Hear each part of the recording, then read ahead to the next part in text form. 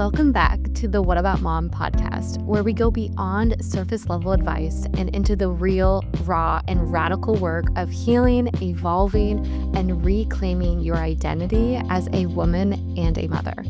I'm your host, Jessica London, doctor of physical therapy, pelvic floor specialist, mom to two, and founder of Your Postpartum PT and Wellness. This show is your space for bold conversations, practical tools, and powerful reminders that when mothers heal, so does the world.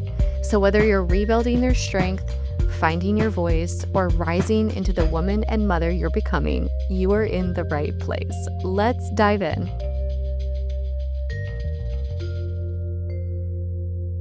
Kimmay Caldwell, you guys are so freaking lucky to get Kimmay today. She is literally a celebrity bra fitter, has been on so many TV shows, literally fitting celebrities and people for the last 20 years. I am so excited to have you, Kimmay. We are going to be talking about all things boobs and bras and changes, and literally nothing is off the table for us, right? Hooray. Yes, I am an open book. I am so excited to have this conversation with you. And listen, you, Jessica, have such a beautiful presence and just a warmth about you that I know we're going to be able to go there. And I know the people listening are going to get so much out of this. So I'm so excited to be here. So excited. And also, Kimmay, you and I are totally friends and have been in a container together, a business coaching container together. So obviously, we are going to go way deeper because we've known each other for over. We've already been there. Now we've already been there. Okay, I'm so excited. So I actually would love you to dive a little bit more into what got you into bras? Like, why is fitting boobs fun for you? And like, I know it's so much more than just bras to you. So please share all of that with my friends. Okay, first of all, do we have 2 hours for this? No, I'm kidding. Here's the thing. Always joke around and tell people that the reason I got into bras was for the money, which is a total joke because I was making $7 an hour, y'all, selling shoes, living in New York City on my own, and I was just broke, honestly. And a friend of mine came around and was like, "Hey, I know this bra shop that's opening up. Do you like bras?" And I was like, "I don't actually care about bras, but how much do they pay?" And she was like, "I think $10 an hour." And I was like, "I'm gonna be rich. Let's go." And I went down to Soho and I got hired on the spot. And during my interview was the first time I'd ever been fit for a bra. And I was the precious, precious age of 20 years old. But also, this was 2005, so dating myself here. And there was no Instagram. There was no body positive movements, anti-airbrushing movements, nothing. And so the only example I had of bodies was the perfectly airbrushed images I was seeing in magazines. And as a very impressionable 20-year-old who was going to school for musical theater, everything was about the way that I looked. And I did not measure up to that at all. And it wasn't until, and I actually think everybody should be a bra fitter for just 1 week, especially in New York City where there's just such a diverse group of humans. But for that 1 week, I was like, oh my gosh, like this is what real human bodies look like. I had no idea. And on top of that, I thought everybody was so beautiful. All these quote unquote flaws were so normal now to me. And every single person would come in to the fitting room and say something negative to themselves in that mirror. And Is I that was when you like, knew like that the negative self-talk that we have about our body, our boobs, our body image, especially as women, it carries so deep? yes, exactly. And also, I realized I had been doing the same thing. And I was like, Mhm. this is such a waste of time. And so I started talking kinder to myself. I mean, I was a person who didn't wear shorts for 7 years of my life.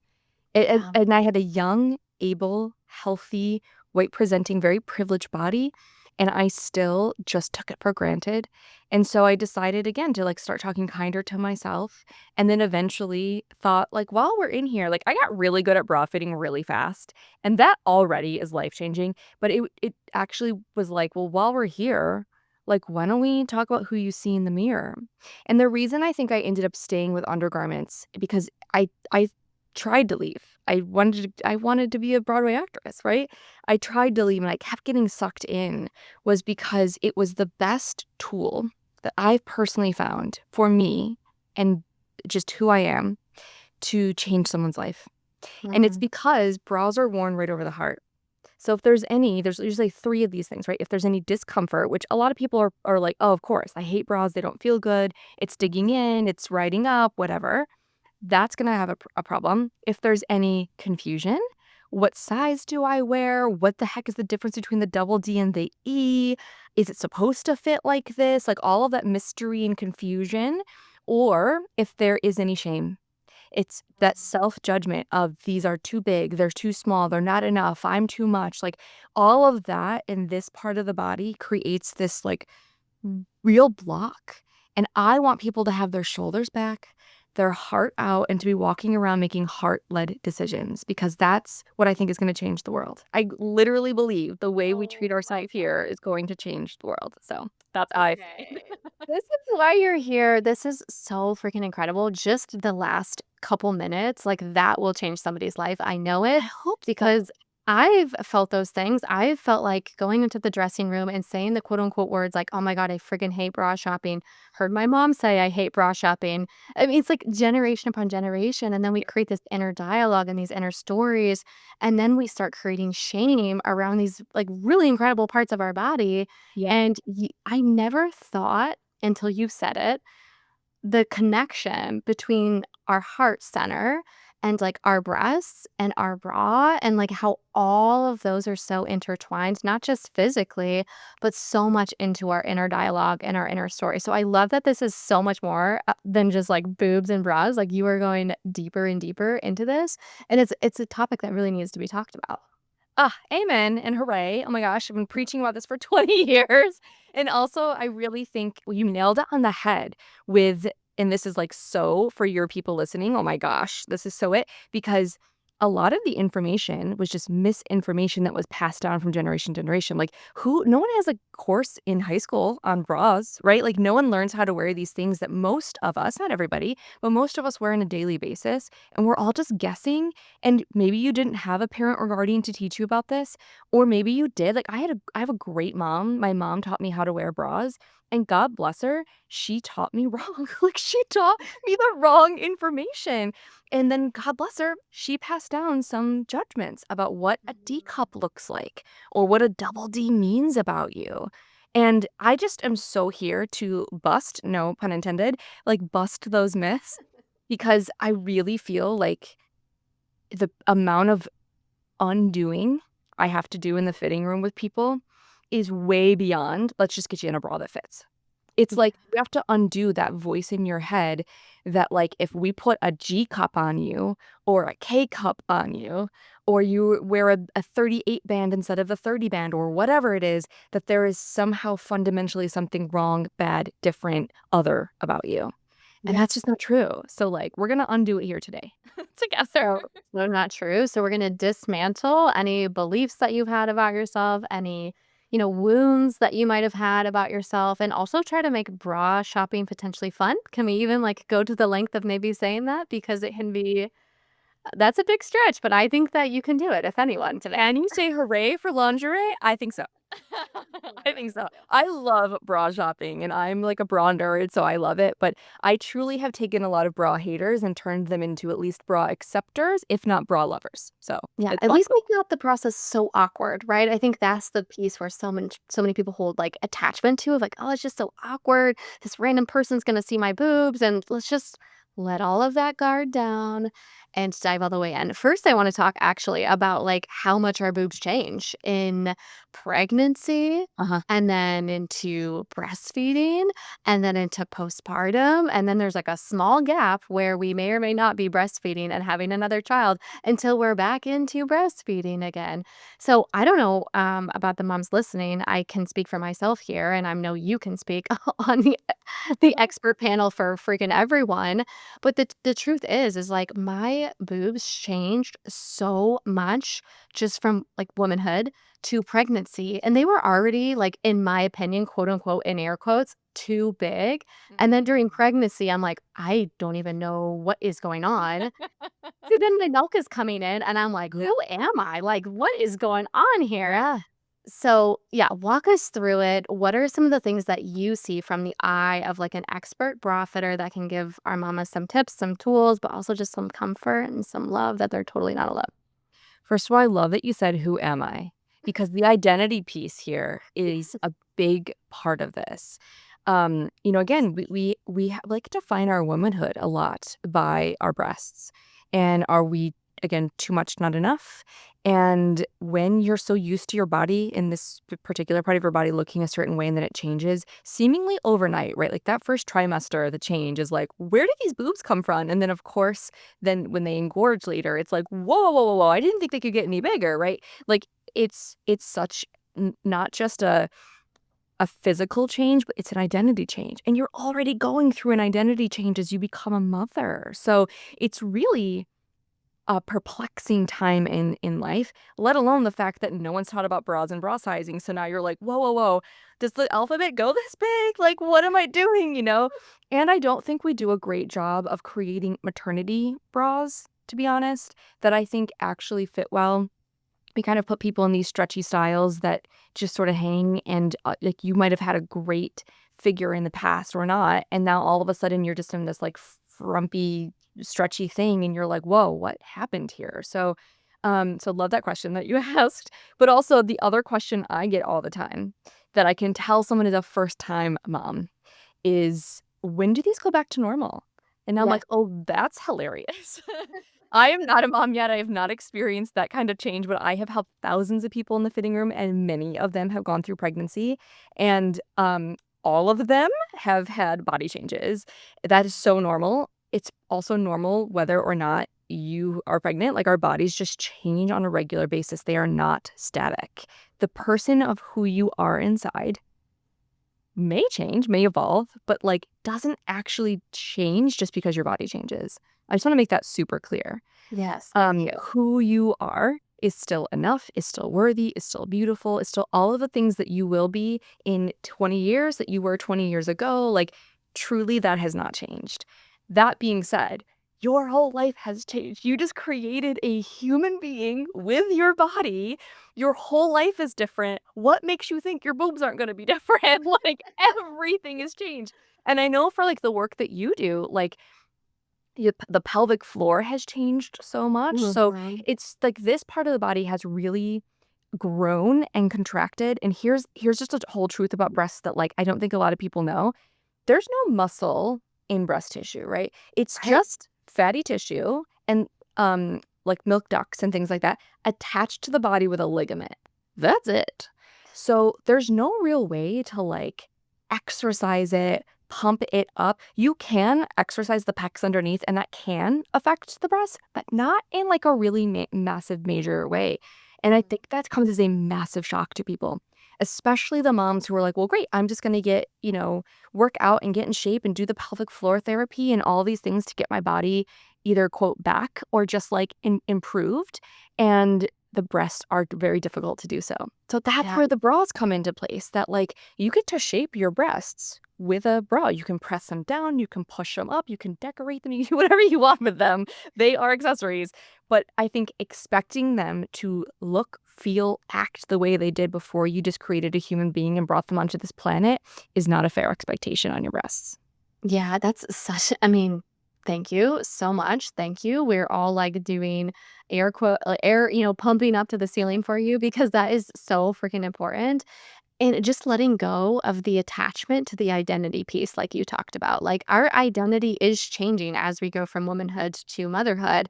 That is changing, absolutely. We can't expect our boobs not to.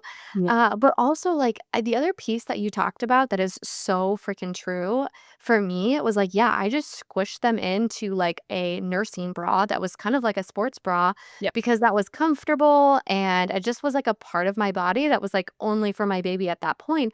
But what I'm hearing too is like, let's make it fun. They are accessories. So also the kind of the gap between bras that help moms feel sexy too. Like even if they are nursing and they are breastfeeding, this is an area of our body that we don't have to just forget or go offline during this time in our life. This is an area of our bodies that we can keep online and we can decorate them and have fun with it. And I think that message just needed to be repeated. Amen. Yes. Hooray. And listen, there's nothing wrong with a stretchy, cozy bra at all, right? Especially like you've got other priorities in life. Great. If that helps you feel empowered and amazing in this body that you have today, 100% agree.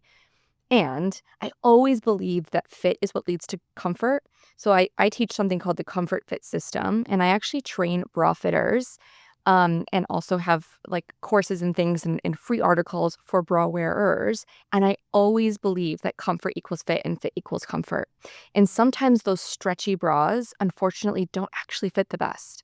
They are manipulative and they can stretch and they can move and they can do things, but they can't actually like work on your body the way they're intended to give you the support that a lot of people are looking for, especially when your boobs are bigger and happier than ever before. So I like to think of bras like leggings.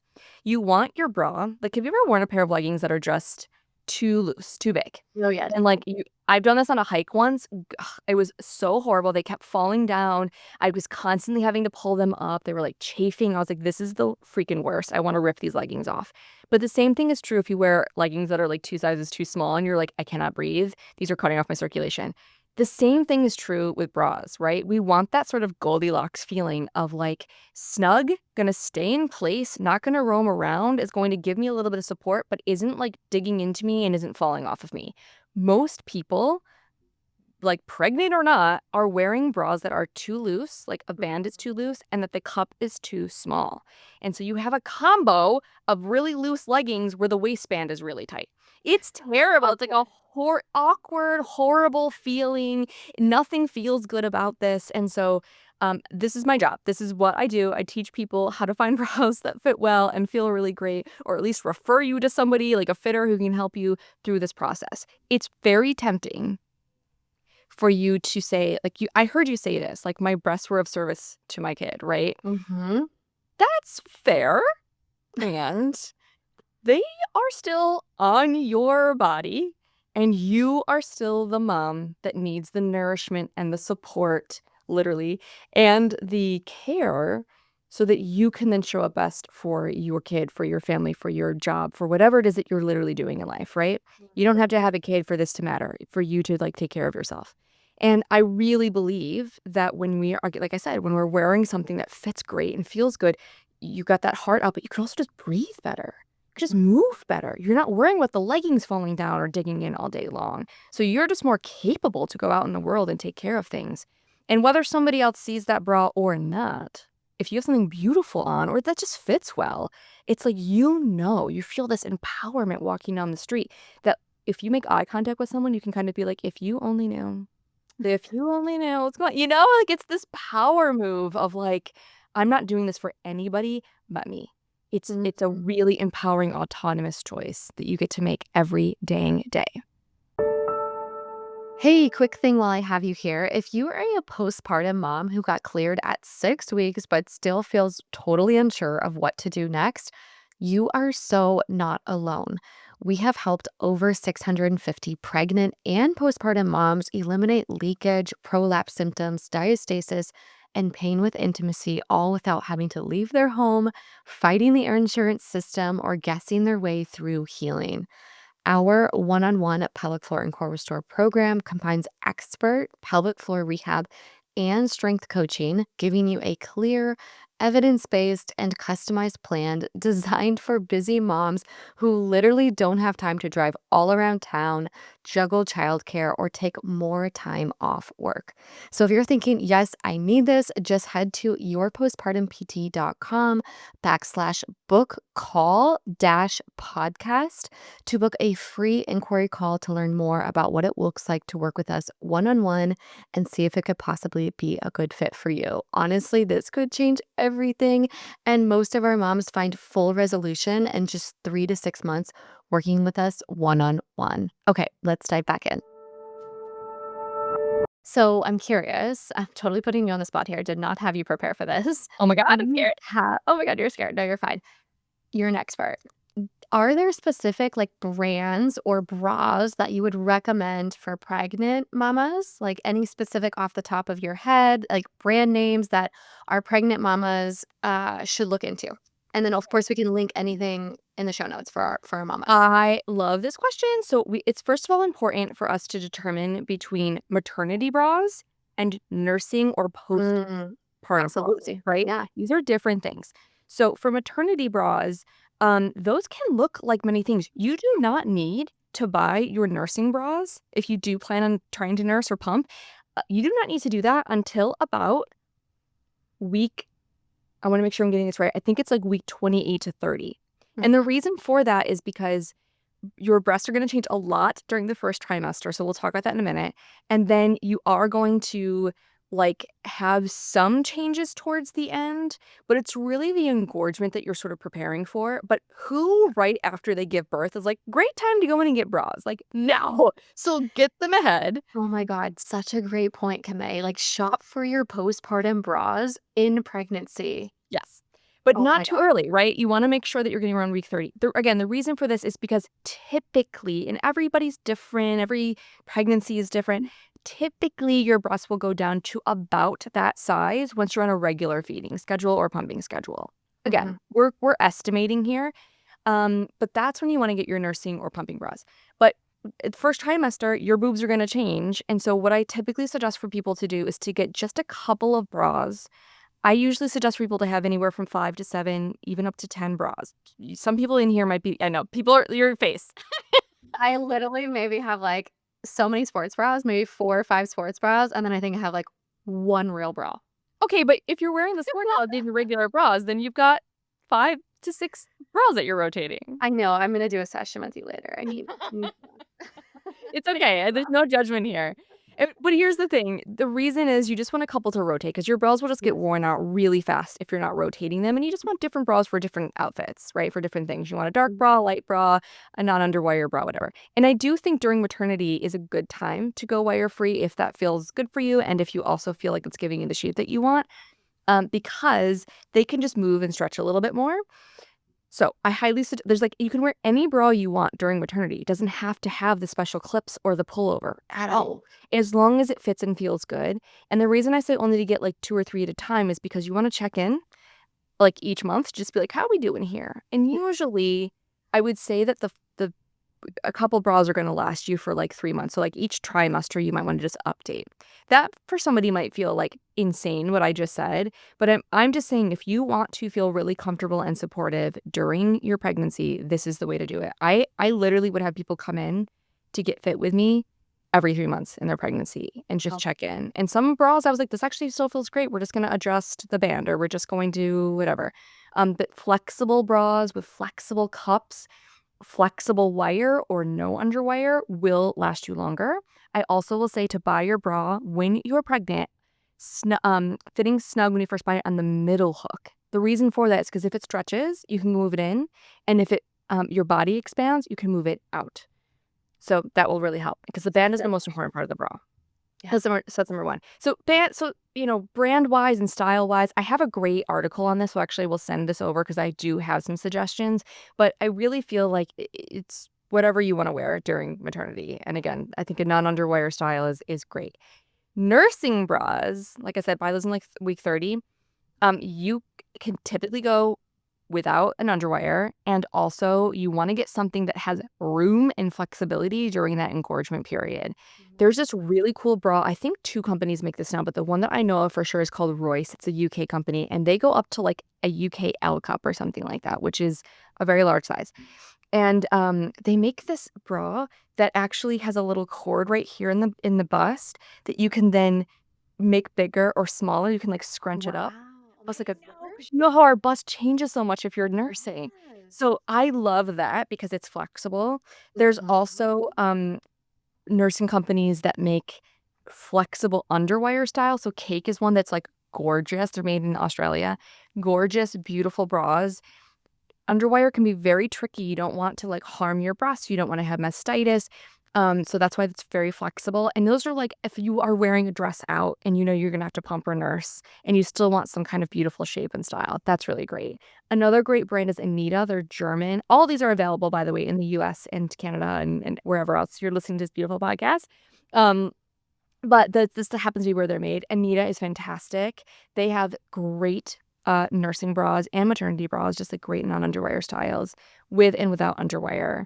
And also you want to pay attention to the kind of sling, right? So some of them have something that goes all the way around the breast. Some just have that little string on the side here. Some are just a pullover style. I know some people like Kindred Bravely. I think they are a lovely cozy bra company.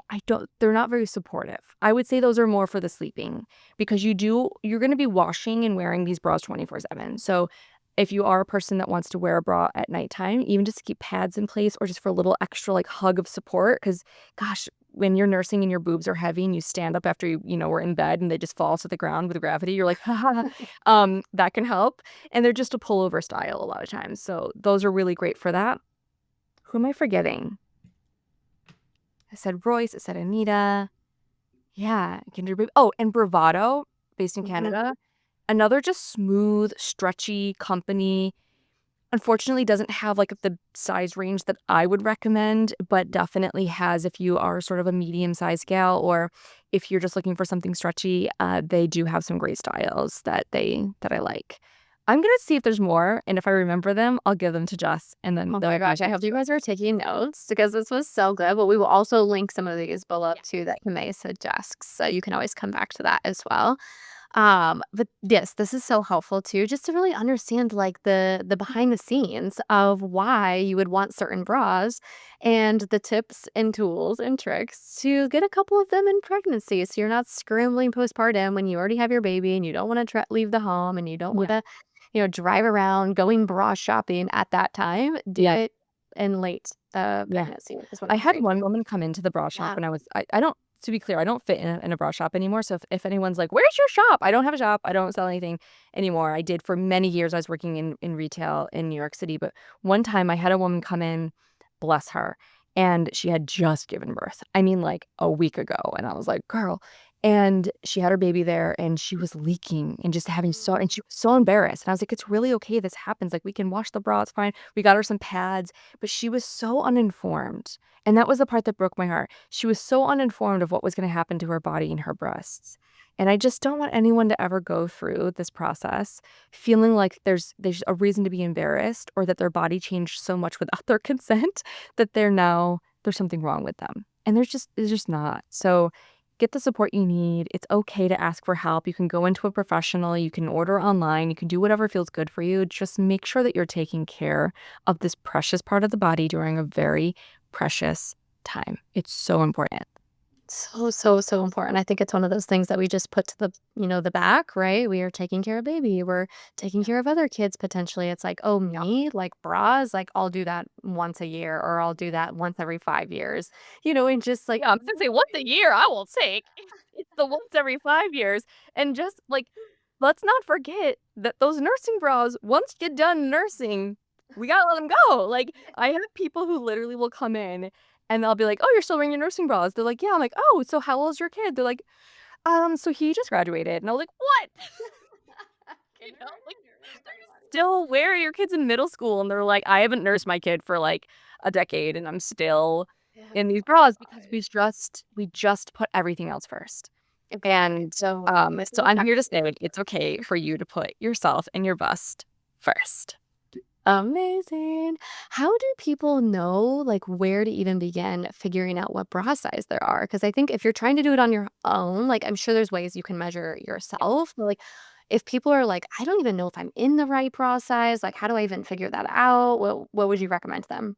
Oh my gosh, I love this question. So, number one, as I mentioned before, comfort equals fit. So, I always teach fit over size, but we have to know a place to start. And the reason I say that is because you can wear like 5 different sizes that all fit. And I don't mean in the same bra, but I mean like different coverages, different brands, different materials, and also different sizing methods, right? So, if something is a small, medium, large, and another is a 34D or something like that, like there's going to be something different on the tag. So, regardless of what's on the tag, there are some fit tips. So I have free fit tips. I use these for literally every single person, whether you're pregnant or not, whenever I fit, and I fit thousands of people. And this is what I teach. So I have a free little video and a little checklist of like how to even know if your bra fits. So if you go to hooraykimay.com/free fit, which I know Jess will put in the notes, you can get my free guide. It's like a video that I made years ago and it is all literally still so applicable. And I'm wearing Q classes. So enjoy. So that's number one. Number two is sizing. So I think also after you go through the fit tips, I do send you to some information about finding your size, or you can go to hooraykimay.com/bra size, all one word. And I have little videos that walk you through the steps of measuring yourself. I want to say something on this though, okay? 2 things, maybe 3. One is that when you measure yourself, you gotta let go of the number as information or as a definition of who you are, okay? I teach more than my numbers, which means numbers are information, not a definition of who you are. So if that number comes up to something and you do the math and you're like, Kimmay is crazy, I could never, or you start self-judging, I'm gonna ask you to lovingly let that go. So only measure yourself if you feel like you can do this. I literally fit someone yesterday as like a favor to a friend, and she was 72 years old. And she did not want to look in the mirror and she did not want to know her size at first. And I said, that's okay. That's my job. I will do that for you. Not everybody is comfortable with the numbers. So if that's you and you know that about yourself, please don't measure yourself. Please go get fit by somebody and let them do that. And then when you're ready and I told her we can talk about sizes once we're in a bra that fits and you love. Then we can talk sizes if you're ready. And she waited till we literally had the bras on the cash register. And then I said, do you want to know what size you're wearing? And she said, yes, I do. And I said, okay. So we talked about it.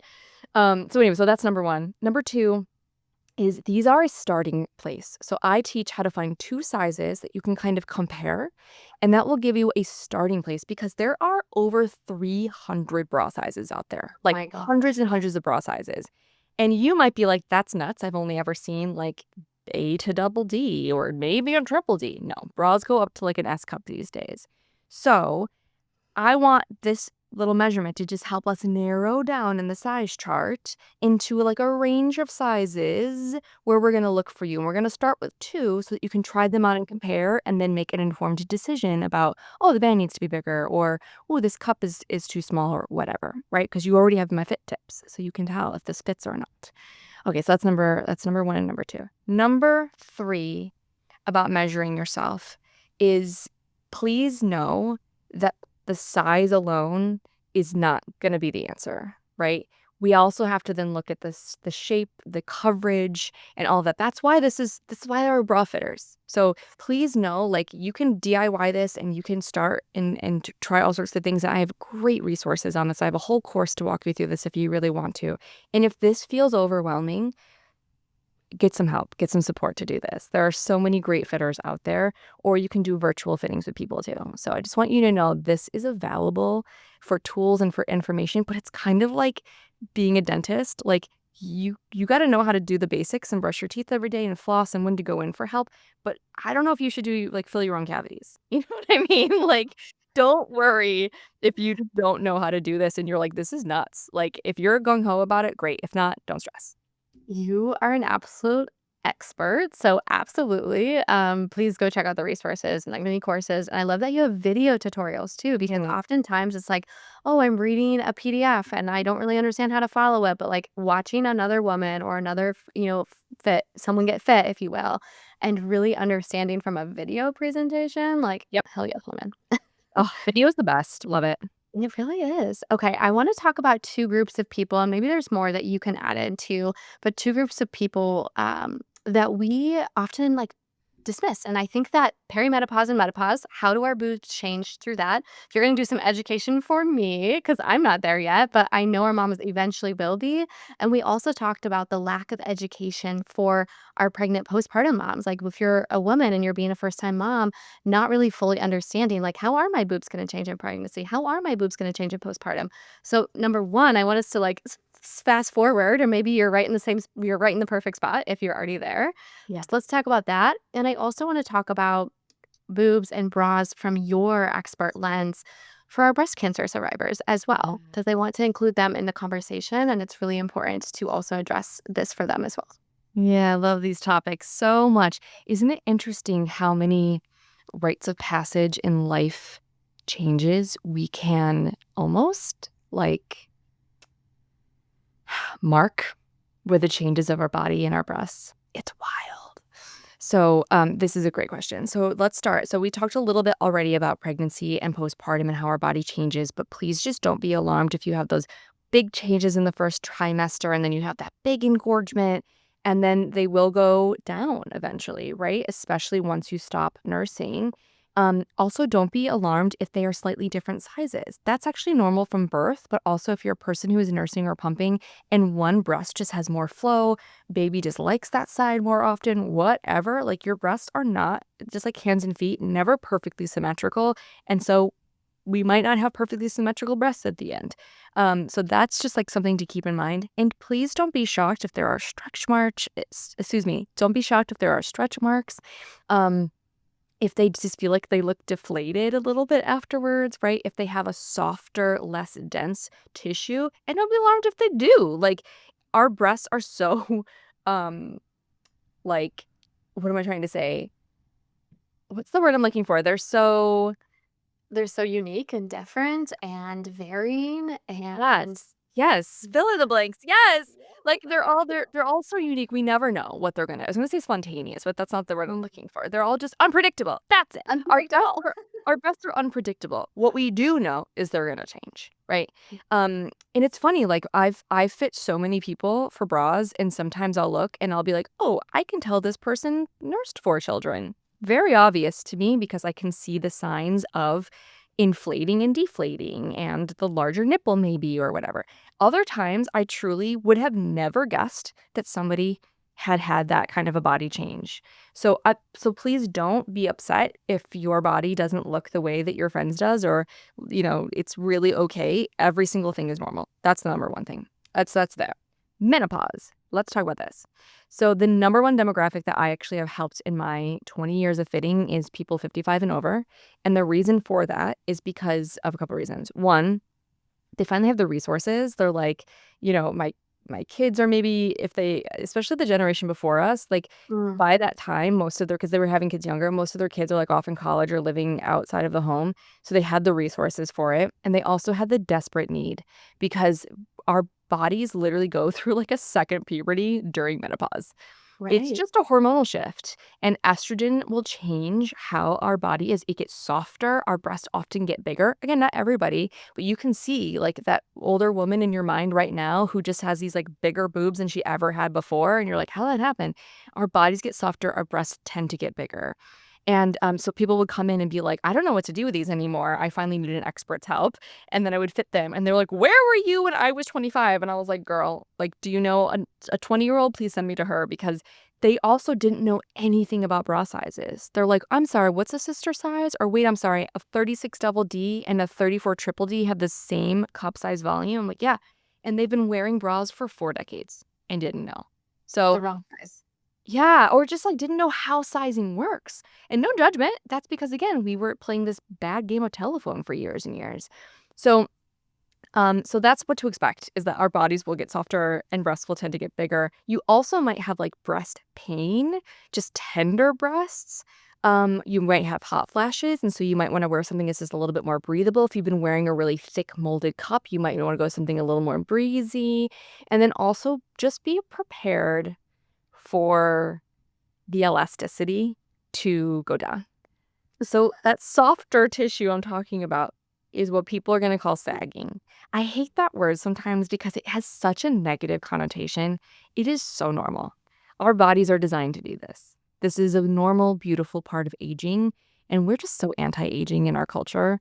And I so it's know. hard for me to say like, you shouldn't feel that way because every single thing you've been taught is that that's wrong. That's bad. I'm no longer valuable. I'm no longer beautiful. And it's just not true. Mm, So I have compassion if you feel that way, but please know that will happen.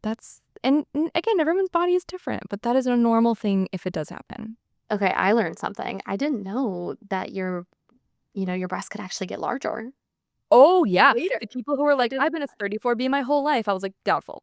Because our bodies change so much. And, whether it's weight loss and gain, even 5 pounds can change somebody because, again, this is just fatty tissue. totally. Whether it's pregnancy, whether it's just age, gravity, like whatever, menopause, for sure. There's a very rare that somebody actually wears the same size, and definitely your breast can get bigger as you age. Or smaller, but typically bigger.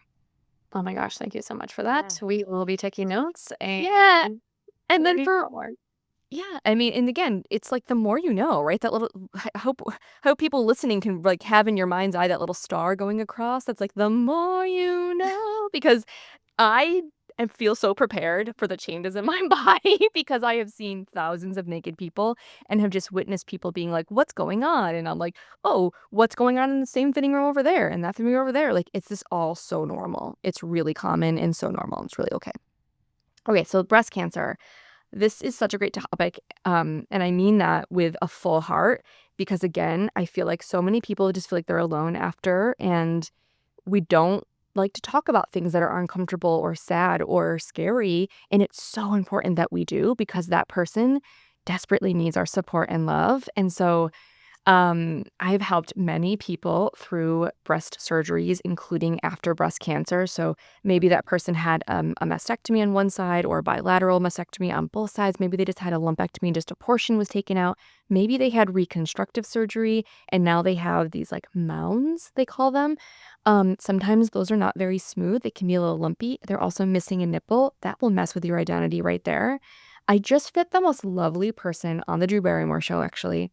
So this is very public, so I can share her story. Her name is Caitlin, and she's young, and she had gone through breast cancer. She'd had a mastectomy only on one side, and then a double reduction on the other side. And she did that because she wants to one day have children. She also like froze her eggs. She wants to one day have children, and she realizes she wants to try to nurse. So she's like, I'm just going to keep this one over here. And she went through 2.5 years of surgeries and treatment. Wow. Yeah, it's a process. And when you have trauma and life-threatening trauma in this area, right over the heart, you're going to want to protect, to conceal, to hide, to do whatever you can. It takes so much bravery for a regular person to just put those shoulders back and the heart out. And I shouldn't say regular, but a person who's not gone through that trauma there, let alone someone who's gone through that trauma. So if this is you, if you're listening and you've gone through this, please know that my heart is with you, that you have resources and support, and we can support you in this. But we ended up finding her bra because she had finally gotten like a nipple created here and here. And it was the first time she felt like, I can do this now. Do you know the terror she had in her mind of like having, as you said, having somebody else witness her body? Mm-hmm. And the biggest worry that I think a lot of people have after breast cancer is, am I going to feel like me? Right. And a body that doesn't feel like theirs, but it is still theirs because so much has changed. This is a young, vibrant, colorful woman. She like works at I shouldn't say where she works. She works for a great art museum and is a really artistic person. And we found her a bra. She also had the okay, I should say, to wear underwire. So we put her in an underwire bra.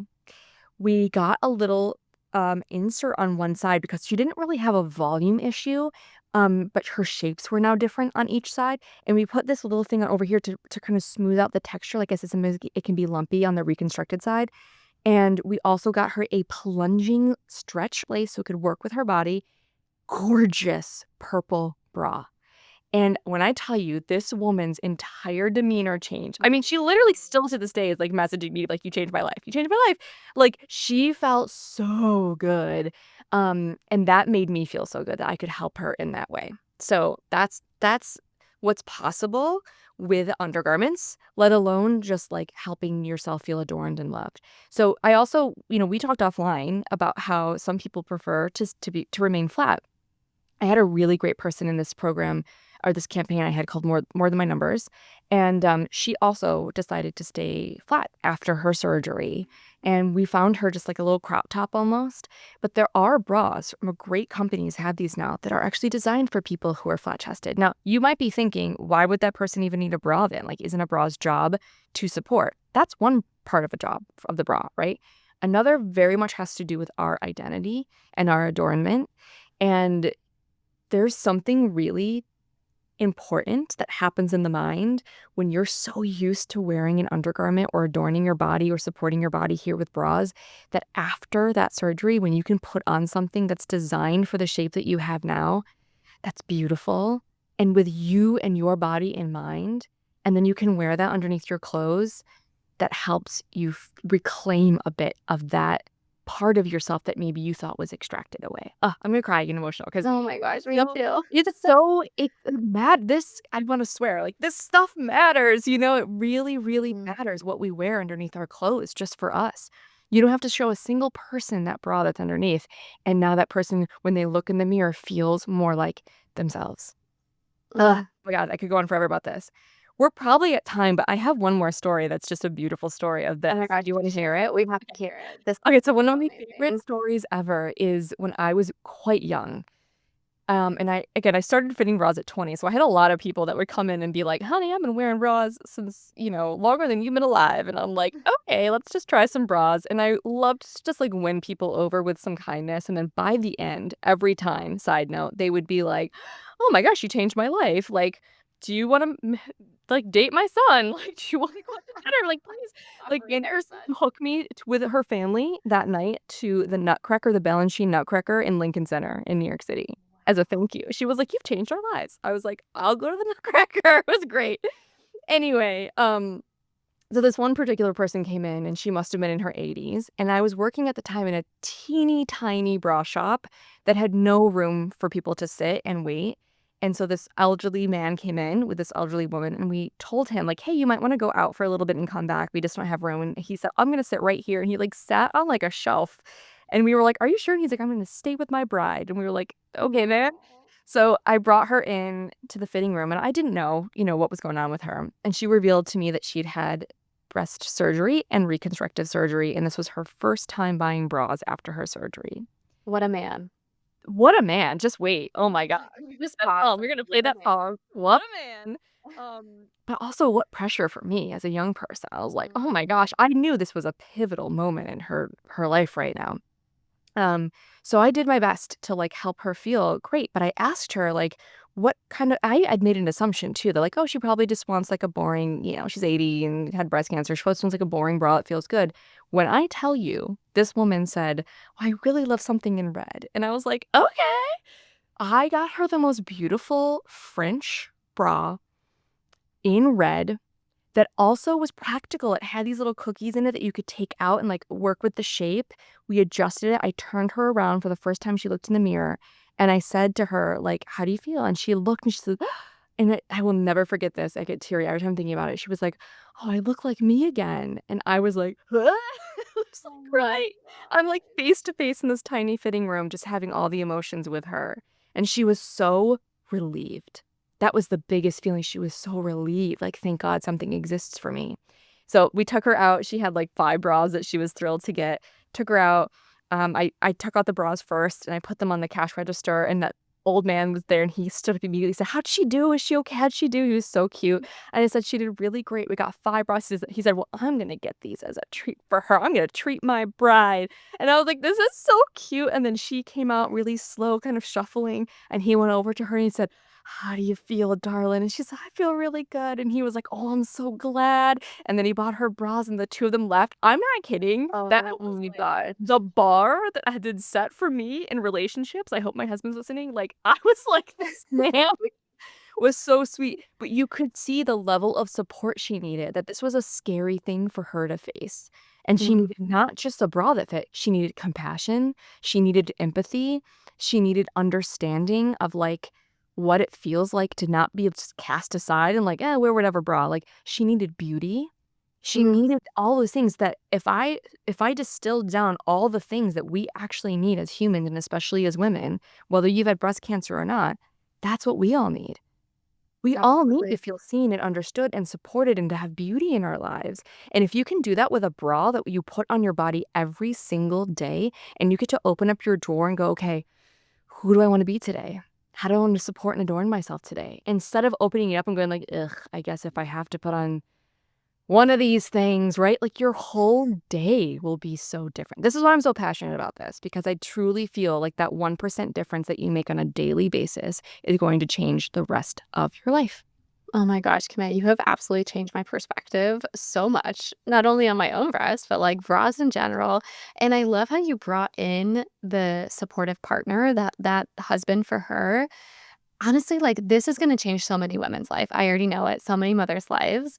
But, like, freaking send this to your husband too or your partner because I feel like it's really important also for the opposite gender to also understand how this part of our body feels connected to us so that we can really destigmatize the whole more than just my numbers, and that also takes into account them really understanding that this area or this part of our body really is more than just, for looks and all of these preconceived thoughts and notions that we carry the inner dialogue around are influenced by men many times. Totally. Girl, preach. Yes. It. Yes. Okay. And Oh listen, my God. I think there's so many mysteries about the body that like men don't know or understand. And um by the way, I also fit men for bras, just to throw that in there. So like some of them do understand. But I just want to be clear here that like I remember somebody, and again, I know we got to end this, but somebody I fit recently too said, "Oh, my husband's gonna love this," and I said, "Babe, this is for you."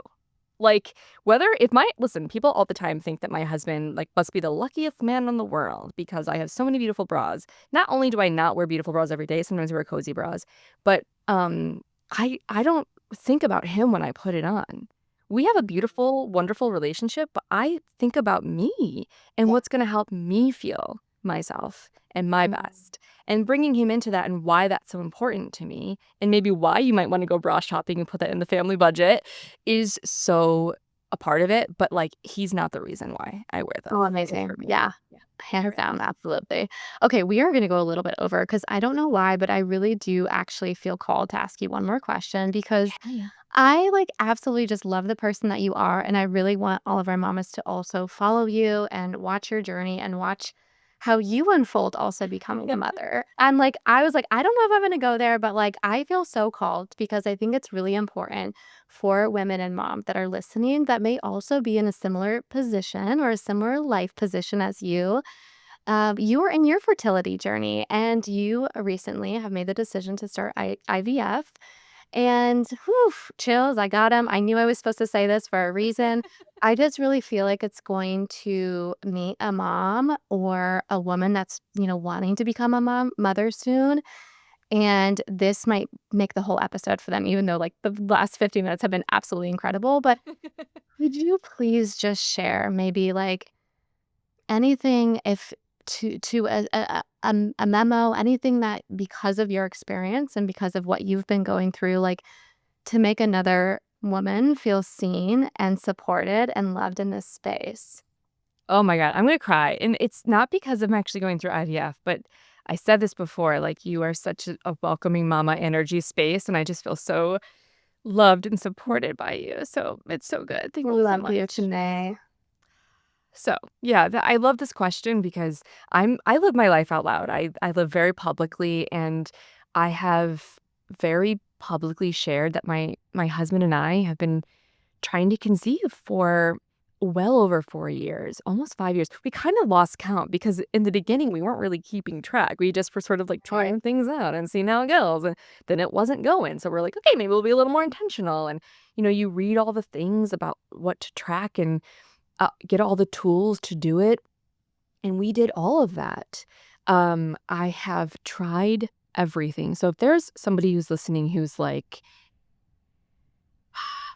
heard the like just go on vacation, just relax and it will happen, and you want to punch them in the face, I feel you. I feel you. I have literally tried everything. And I I wanna say that, like, there are so many things that do work. There are so many things that you will try. If you're trying one thing and one thing and one thing and one thing, you might actually find a solution that will work, and I've heard so many stories of it, and that's why I kept trying. Um, but I also, did not end up having this didn't work for me. So, I was actually kind of against IVF, not for any real strict faith reasons or anything, even though I, like, definitely have a strong faith. I just didn't love the process. All I had ever heard about this was how painful and, emotional it was and expensive, and I was just like, "This like, don't sign me up."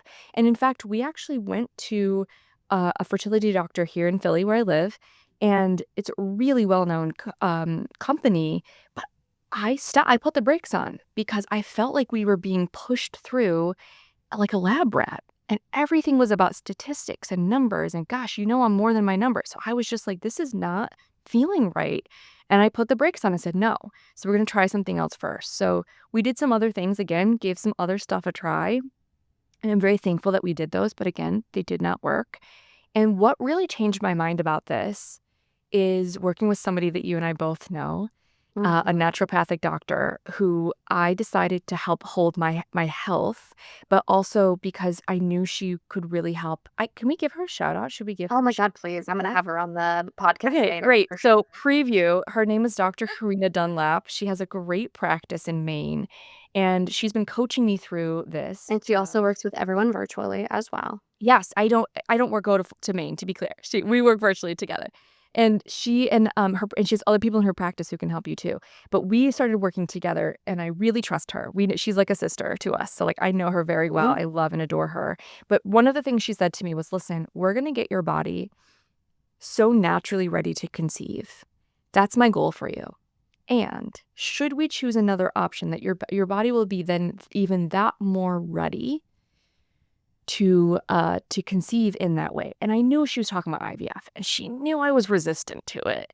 And she told me something that was so important. And I'm going to cry again, but she told me that she worked in an IVF clinic for 2 years. And this woman's so all about doing things the natural way. And she said, I can imagine it. You're thinking like pumping yourself full of hormones doesn't feel like the most natural way to do things. And she was like, I need you to just be open to this idea. Because she's like, at the time I was just about to turn 40, so I'm 40 now. And she was like, those doctors that had told you the realities of your situation and statistics weren't wrong. And I want you to know that like you told me your goal is to conceive naturally and to conceive and to give birth to your child. So like, I know that's a goal of yours. We just need to have another option. And she's like, I worked in this fertility clinic for 2 years. And she was like, I had the same conception you did, that just like, oof, this seems a little bit like forced. And she was like, it changed my whole perspective. She's like, nothing is, let me phrase it this way. She said, first of all, that the option is available. It changes the game for so many people. Like people who just maybe would not be able to conceive in another way. Just really opens up the doors for making families. In addition, she said, and this was, I think, what I desperately needed to hear, and she said that it doesn't change the magic. Yeah. She's like, it doesn't change. The process is still so magical and so beautiful. And like the end result of holding your baby in your arms, it does not take away from the magic and miracle of that happening. And boy, I just needed to hear that. So, sorry. Thank you so much. No sorries needed. We went through this whole process of actually, I think once I like opened my heart to the doors of opened my doors a little bit with my heart to this, things just started happening naturally. She had just advised me, just interview 2 places. That's all I want you to do. That's like step 1. That's it. Just see if you like them. So I did. And also like it had been suggested to me by like a colleague to go to Spain. So I actually did a whole research of doing this overseas. So if anyone's listening, that is absolutely an option. It costs less, and if you're like into traveling anyway, it's really great. But yeah, we're starting our own journey actually here. We're doing a trial, which means it is almost all paid for. And by the way, this probably won't be out in time, but they're looking for more people. So if anyone needs them, it's all over the country. It's not just in Philly. And then also, we bought a bunch of the meds in Spain because we were preparing for it there. In Spain, the medication was $1,300, whereas here it's about $7,000. And I was like, what? So we have a ton of the drugs already that we had already paid for. It just took a $1,300 risk, and I brought back from Spain with me. So that right there, like just meeting Karina, and then having my colleagues when I was in Paris suggest Spain, and then getting the medicine in Spain, and then having this conversation with the doctor here who just like after we talked and gave us a whole bunch of like just like general information was like, by the way, I don't know if you'd be a fit for this, but there's this trial. Like it all just was such a God designed thing, and these dominoes just kept falling that like my husband and I truly feel like we're just walking a path that's already been set before us. It's like God set the path, and now Yeah. God set the path, so like we're just taking the steps, and we have no guarantee of how this will turn out. We haven't even started any shots yet. I start in like a week from filming this. But we are just really holding true to a vision that I've seen of my husband and I having our children, of me being pregnant, of me giving birth. And I feel like that vision was a promise. And it was almost a request of like, I need you to do this. I need you. There's for some reason, I think I'm meant to go through the motherhood journey. I think it will change me. I think it will evolve me. And I also think, I hope we give birth to a wonderful person who can hopefully change the world for the better. No pressure on the kid, but but that's the vision I've had and that I'm holding true because boy, if I didn't see that vision, I think we would have given up on this a long time ago. Sure. And I can understand how a lot of people will because of the time and the stress and the stories we tell ourselves and the lack of support and resources and options and financial restrictions and the list goes on, right? Yeah. But thank you so much for being open and willing to go there with me. I just really know it's going to hit someone who really needs to hear it, whether it's a woman who wants to be a mom or maybe they already have one or two kiddos and they're trying to conceive for more. That happens as well. So please continue to follow Kimmay. And Yeah, I was gonna say, like, my journey now is to share, like, how do you care for yourself, in your body physically, during this. So I will be sharing very publicly over there about that. So come on over to Hooray Kimmay and check it out. yes, let's end with that. Like, where can people find you? Where should they go next? Yeah. Tell them all the goods. Okay, great. I am that person that when I'm on a podcast, I literally mean this. Come on over and say hi. Like, drop a DM to me and be like, I heard you on What About Mom podcast and say hi. So you can find me at Hooray Kimmay everywhere. And that's HURRAY KIMMAY. Hooray Kimmay. And then we've already got the free fit guide. Please go grab that. I think that's going to support so many people. And then also, if you have a bra question, if you have a IVF question, if you have any kind of question about what was Drew Barrymore like, whatever you want to know, let me know and I will answer your question over there. I'm just happy to help you and support you. I love you so much, Kimmay. I'm so grateful to have a sister in this world and for someone who really charges forward a big mission that is so much more than just about bras and breasts. And you make it so holistic and so lovely. And you've definitely changed my perspective. And our moms are and women are so grateful to have you. Hooray. Thank you so much for having me. This has been an absolute pleasure and I love you so much.